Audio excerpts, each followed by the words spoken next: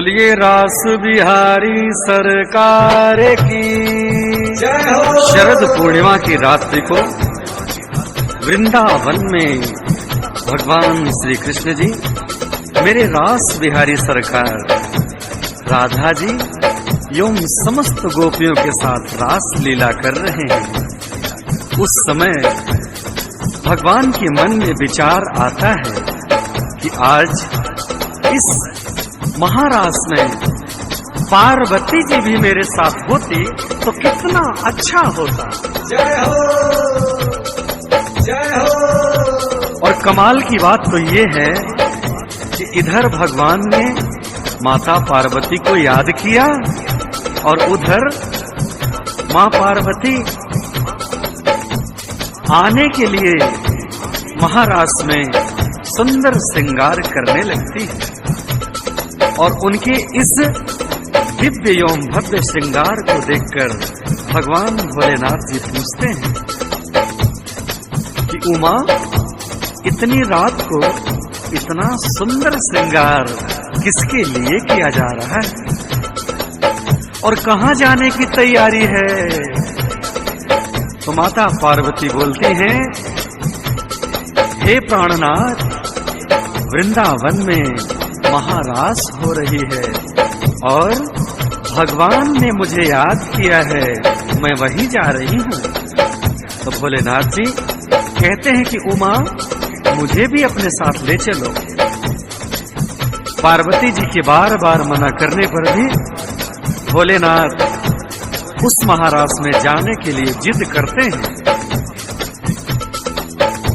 और क्या क्या कहते हैं माता पार्वती से भोलेनाथ जी, आइए इस भजन के माध्यम से सुनते हैं। एक दिन वो भोले भंडारी, एक दिन वो भोले भंडारी बन के ब्रज में नारी वृंदावन आ गए हैं, वृंदावन आ गए हैं। पार्वती जी मना के हारी, पार्वती जी मना के हारी, ना माने त्रिपुरारी वृंदावन आ गए हैं, वृंदावन आ गए हैं, वृंदावन आ गए हैं, वृंदावन आ गए हैं।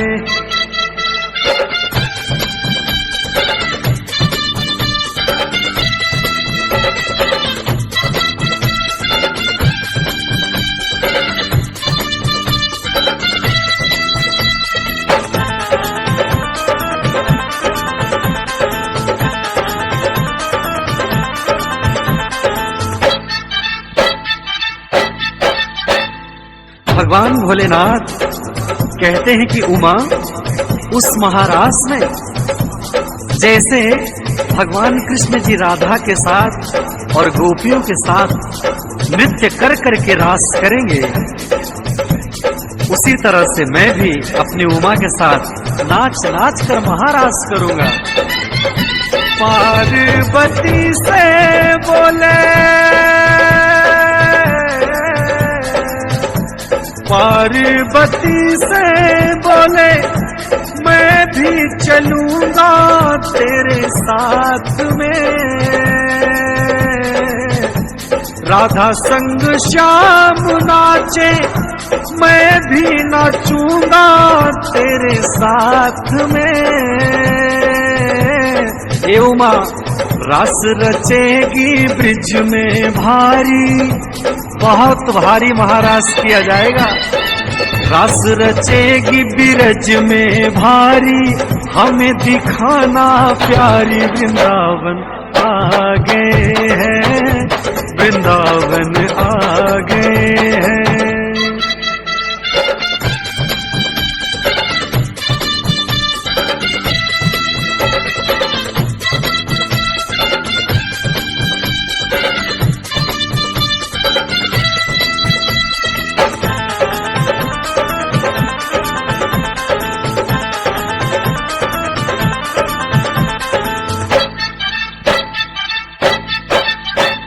माता पार्वती जी कहती हैं, हे मेरे प्राणनाथ, उस महारास में तो भगवान कृष्ण जी के अलावा कोई पुरुष होगा ही नहीं, सिर्फ राधा जी होंगी।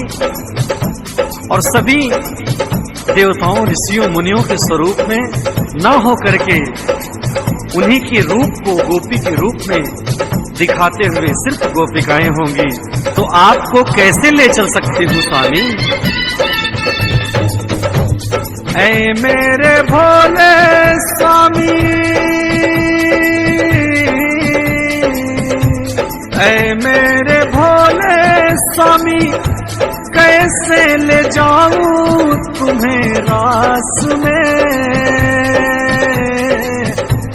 मोहन के सिवा वहाँ पुरुष न होवे कोई रास में।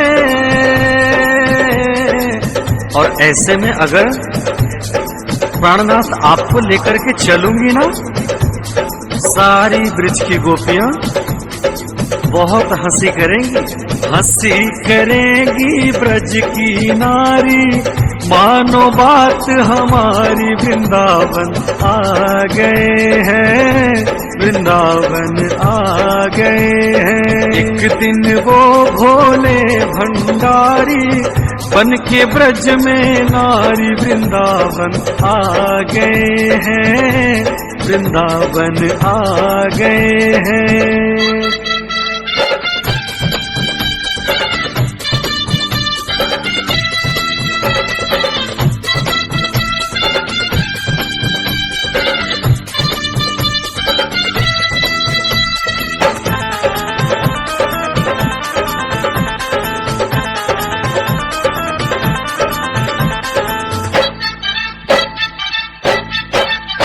फिर भोलेनाथ उमा से कहते हैं कि हे उमा, तू मुझे ऐसा बना दे कि किसी को पता ही नहीं चले कि मैं भी रास का आनंद ले रहा हूँ। तू मुझे अपनी साड़ी पहना दे, अपनी बिंदिया पहना दे, अपना पायल पहना दे, अपनी चूड़ी पहना दे, अपने जैसा मुझे बनाकर उस महारास में प्रभु के साथ मुझे ले चल। ऐसा बना दे मुझको, ऐसा बना दे मुझको, ना जाने कोई इस राज को। ऐसा बना दे मुझको, ना जाने कोई इस राज को। और सुनो, लगा के विद्या पहन के सारी, चाल चले मतवारी, वृंदावन आ गए हैं, वृंदावन आ गए हैं।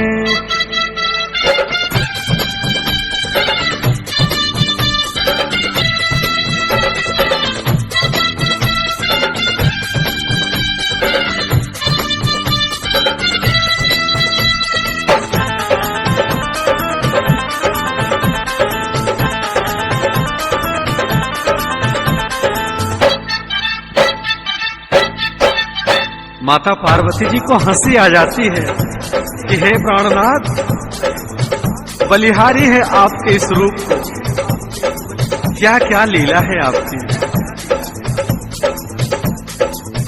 लेकिन एक वो भी समय था, एक दिन आपके लिए मुरारी जी इसी रूप में आए थे।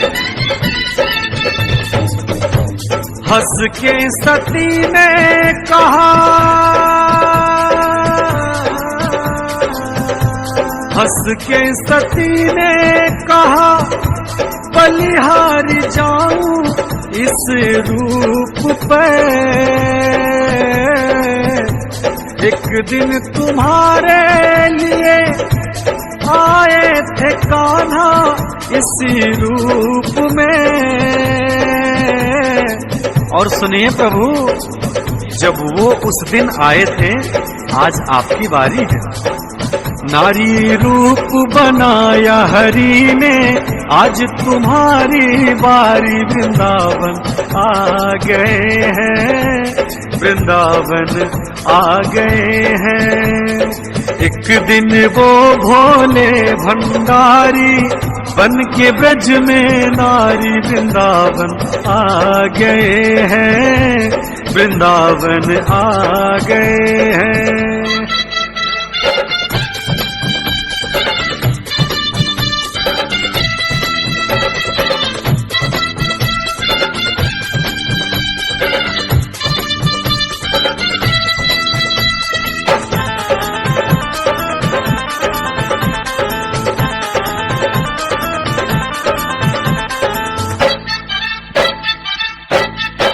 और जब इतना सब कुछ तैयारी करके माता पार्वती अपने साथ लेकर के वृंदावन के उस महारास में भोलेनाथ को पहुंचती हैं, जहां पर सारी गोपियां पहरा दे रही हैं भगवान श्री कृष्ण जी के आदेश पर कि गोपियां और राधा के अलावा यहां कोई प्रवेश न कर जाए।